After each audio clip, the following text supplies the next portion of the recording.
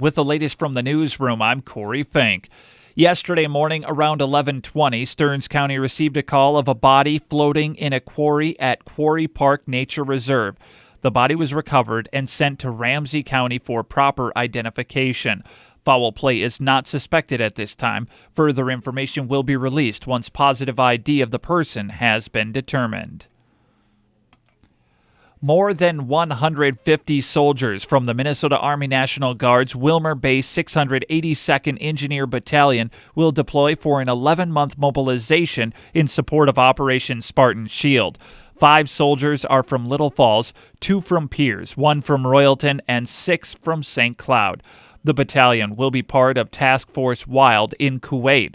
Their mission of managing engineer sustainment operations throughout the Middle East will include to manage road and building infrastructure maintenance for coalition forces. A departure ceremony will be this Thursday morning at 11 at Willmar Senior High School. St. Cloud-based Stearns Bank is a defendant in a trial that was scheduled to begin this week but has been moved to December. The plaintiff accuses the bank of breaching a contract to fund a California real estate development. The Minnesota DNR is sharply cutting the money it gives cities and lake groups to tackle aquatic invasive species such as Eurasian water milfoil. Funding for the grant program is dropping from $675,000 this year to $200,000 next year for budgetary reasons. The DNR awarded 182 grants this year to help combat invasive weeds on more than 100 lakes. Next year, those groups will compete for a smaller pot. 2 years ago, the legislature approved $10 million in annual spending to battle aquatic invasives.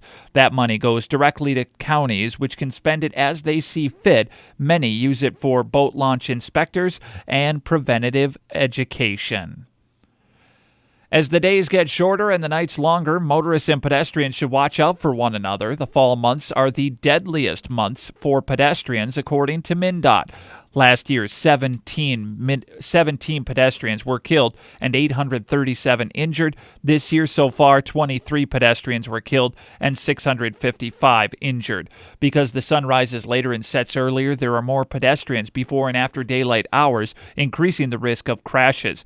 Children are going to or getting out of school or walking to their bus stop, and adults are often walking to or home from work. About 30% of pedestrian crashes happen during the weekday rush hour driving time, defined as 6 to 9 in the morning and 3 to 6 in the evening. 1 out of every 4 pedestrian fatal crashes occurs overnight between 9 p.m. and 3 a.m. The most cited contributing factors to all pedestrian crashes is driver failure to yield and driver distraction or inattention.